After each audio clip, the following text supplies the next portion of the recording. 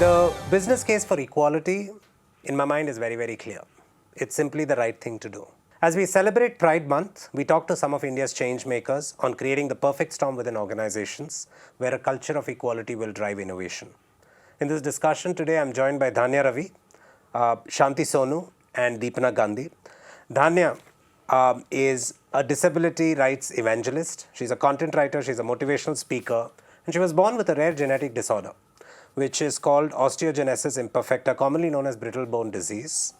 She works with several NGOs on empowering projects which assist those afflicted with this disorder. Very, very warm welcome. Thank you. Shanti Sonu is a radio jockey. She's a transgender artist and activist working towards justice, rights and equalities for the entire LGBTQIA community in India.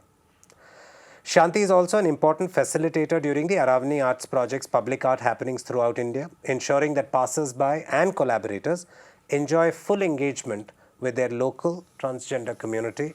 Shanti, welcome again and thank you for being here. And finally, we have Deepana Gandhi, who's a member of Team Indus, the only Indian team to have been shortlisted for the Google Lunar X Prize competition. Congratulations and thank you for being here today. Thank you. All right. With that quick introduction, I'm going to move us straight into the discussion. So here goes, whether it's women in STEM fields, whether it's people with disabilities or people from the LGBTQI communities, we know that historically, entering the workplace comes with its challenges, right? So what, according to you all, have been some of the progress that has been made so far? To start with, so I am working in a company which is building a lunar lander. So from the research, it is very clear that only 14% of like 2.8 lakh engineers and technologists who are in India are women. So the number is obviously low, but still, when I grew up, the number of role models to look up to were very less. Today we have many role models. So from a space industry, if I take examples of some aspirational projects like sending humans to space, today such an aspirational project is led by a woman. Mm-hmm. So Indian human space flight mission is led by a woman who is Lalitambika. So she is from the same subject as of mine. So that is like really uplifting and encouraging. So that gives us a lot of inspiration to look forward and more people to join in this journey. Excellent. Shanti? To start with, I'm a male to female transgender woman, and Shanti was Shankar before, and today I'm an RJ, I'm an artist, and the journey was very, it was different, difficult, but yeah, I overcome everything, and today I'm proud to say that I am an artist first and then a transgender. And nobody would have thought that a trans person, apart from what they do in their regular daily life, that they can become a radio jockey or be in any other workplaces. So slowly the changes are coming up. Yeah. Lovely. And Dhanya? For me, I would say that, when I look back a couple of years, maybe 10 years or more than that, I think a life for a person with disability on a social sector was a big no. There's a lot of stigma within the family and and in the society. Probably during that days, I would say there was hardly one or two people who are into the sports area, be it tennis or Paralympic or things like that. But from the past 2000, from 2000 onwards, I would say yes, we are kind of raising our own voice for our own needs. And it's been a decade being on the social sector, and it's true that some people even now they struggle in terms of getting into the workspace and into the educational sector. But what I really try to convey to them is there is opportunities everywhere, and it is all about how we seek it. And if all of us is born with a talent, or we have our own uniqueness, once we have developed that, then you don't have to look back. because opportunities are there nowadays, and I think it's easy to come across. And I am a product of inclusion. From past 3-4 years, I've been working as a freelance content writer and digital marketer, and I be at my home and I work. And the fun part is that probably they have never cared for me on how I look or where I sit. They kind of look on what I do and how I respond. So in that way, yes, I am very happy with the progression. And to those who are looking forward, I really say that there are lot of opportunities, and it is all about how you frame yourself and how you develop your uniqueness, find, discover, and prove it. So thank you for that. I think some of the things I'm taking away is visible role models, people like you who have been successful, gives you a lot of inspiration.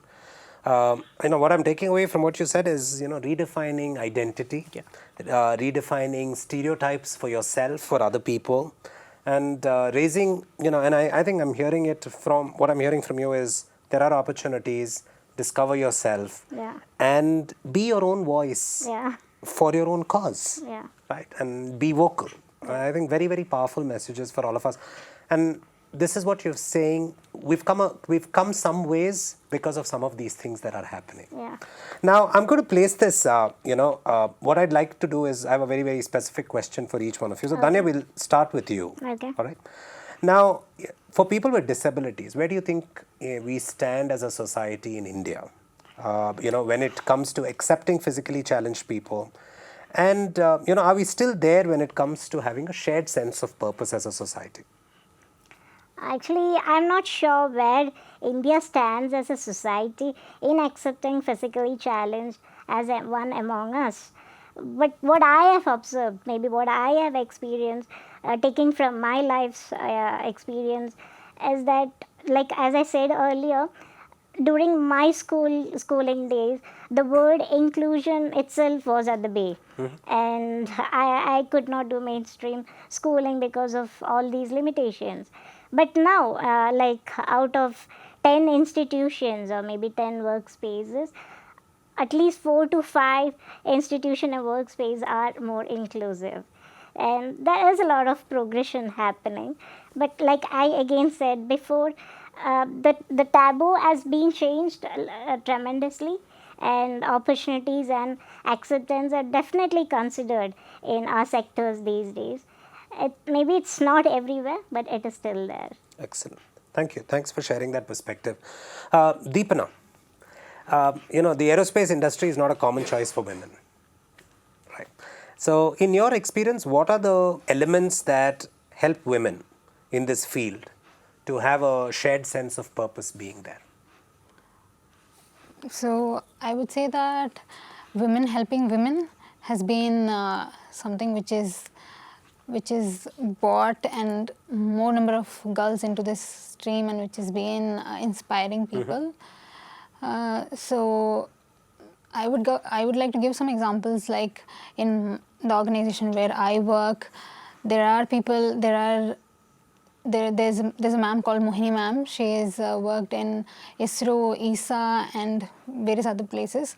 She is 64 years old. The kind of energy she has and the kind of enthusiasm she is showing. She used to tell that, I'm 64. No, I'm just 16 into 4 years.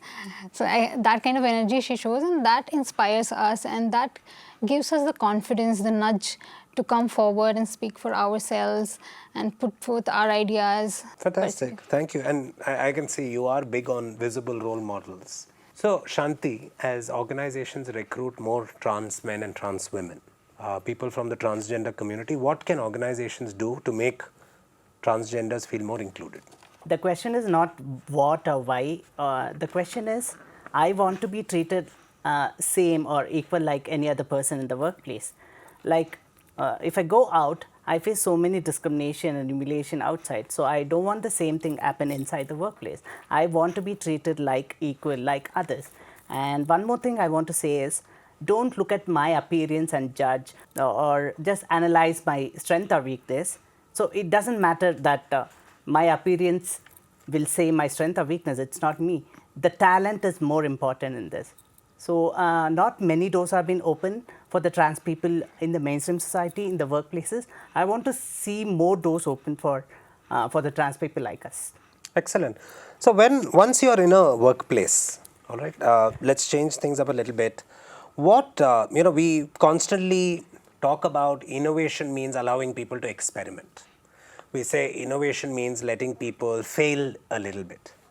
But how do you give people confidence that it is okay to experiment, fail, and move on, right?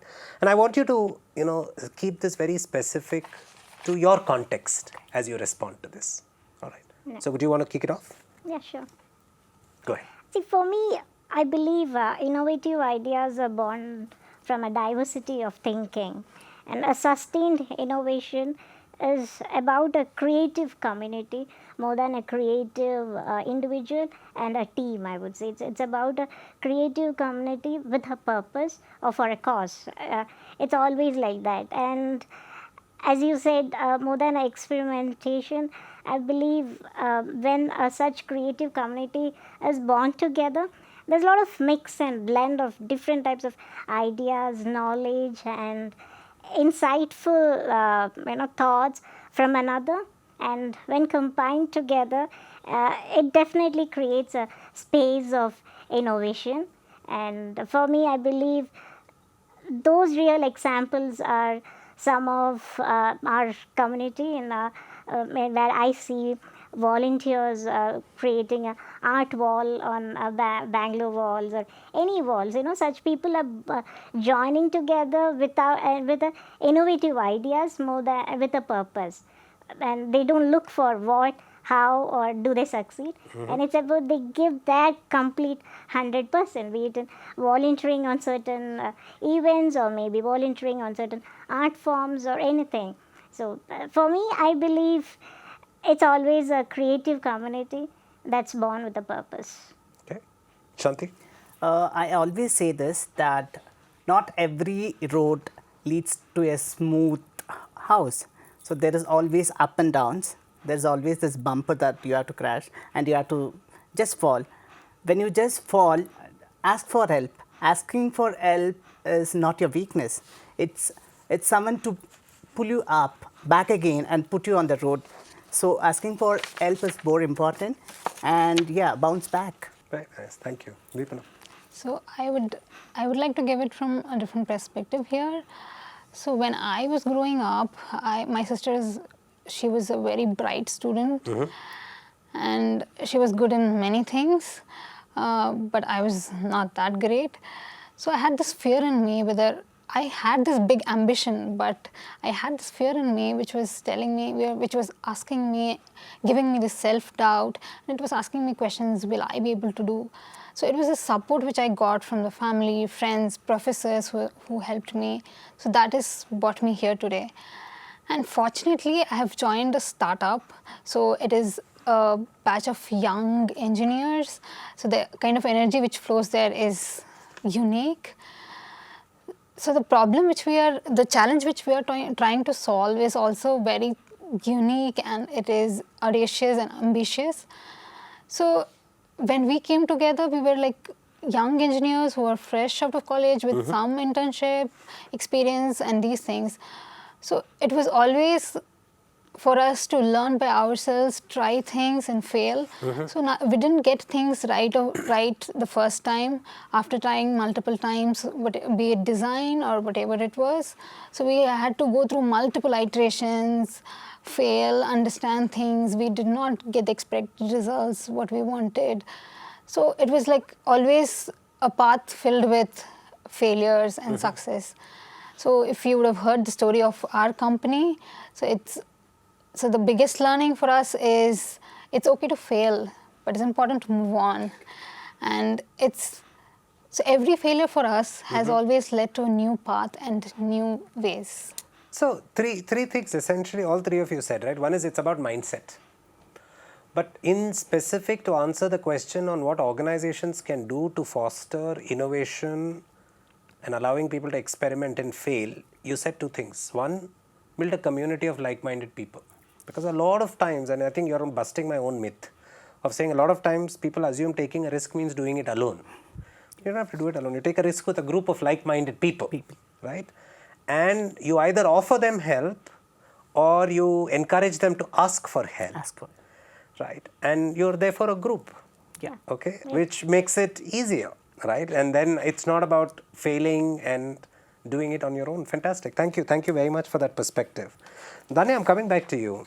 For people with disabilities, right? Able-bodied people, how do we convert them from sympathizing but to work with people with disabilities on equal terms?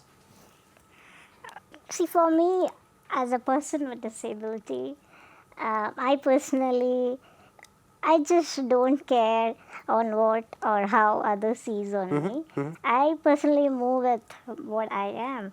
But when I talk as a voice from a group of person with disability, I would say that a physically challenged people should be given equal opportunity, and more importantly, it is the encouragement we give for people with disability to discover and develop their talent. Once these two is done, I don't think there is a path of a sympathization needed there. When their when their talent speaks for them louder than their disability, there is no reason why people would not come forward to collaborate and work on equal terms. Yeah. And it's definitely then when we see from a company side, I would say a policy making that gives them a lot of freedom and more access and would actually provide a piece of space for the person with disability to as you say, from work from home or those cases, or maybe there are so many, as technology has boomed, there are so many things, and that way also it can change. So what you're essentially saying is, while you can give me enablement in various forms, Yeah. technology, work from home, Yeah. flexibility, but two things if an organization does, Okay. which is give me opportunity and encourage me, Yeah. then I can you'll by definitely- default work on equal terms. Definitely, I can definitely say that once if you a company has introduced a training project, this is how the project has to be done, and once the training is given on to that special person, he is just going to rock. Sure. Because all they need is like encouragement in developing and and to move on. Once these two sectors are done, then I don't think it's always a work on equal spaces. All right. Now, I'd just, very, very curious, as we start wrapping this up, I'm sure you have interesting examples within your communities. And one of my personal favorite is an astronaut. Her name is Peggy Whitson. She's 59 years old, and she has flown to the space station multiple times. And she has been the first women commander of space station. So her story is very, very inspirational. And when she was in the space station for the last time, she's written a letter to her younger self. She has written a letter to a 9-year-old herself, what she would tell and how it would be. So that story is one thing which is very touching and which will remain with me for a long time, where she's telling that how her dad got the first flying license and how she saw the cornfields from a higher altitude, and then how it took many years and years of selling chickens to buy her own first flying license, and how she dreamt of becoming an astronaut and what were her hurdles of going through. There were interviews where she was told it will be hard for you to become an astronaut. And beyond all these, she became an astronaut, and she holds the record for most number of the spacewalks, and she has been there in space for 665 days. If you allow me, I would read like 2 lines Please of her letter. She says that you will dream of, this is her writing to her younger self, so you means herself. So you will dream of exploring frontiers that might seem impossible, But as long as you make life decisions based on your value system and not others, if you'll succeed. So ignore the naysayers, ignore the people who will say you cannot be whatever you want. Instead, use it as a motivation. And this last line is favorite of mine, where she says, you learn that you're not so much more capable than you might imagine or even dream of. So that's like one of my favorite lines, which is being, whomever you are, ignore what others are saying, follow your passion and your dreams, you'll succeed. Thank you very much. And I think on that inspirational note, I'm going to bring us to a close for today. In closing, I'd like to say when, we all understand as employees the organizational purpose, we have resources to innovate, and we are able to collaborate with each other. Also, we have the autonomy to create the necessary change and can tap into new ideas and experiment without fear of failure. Innovation happens. I'm going to invite all of you listening in, to be the change makers that you can be and continue building this nation as a powerhouse of innovation driven by equality. Thank you so much for listening.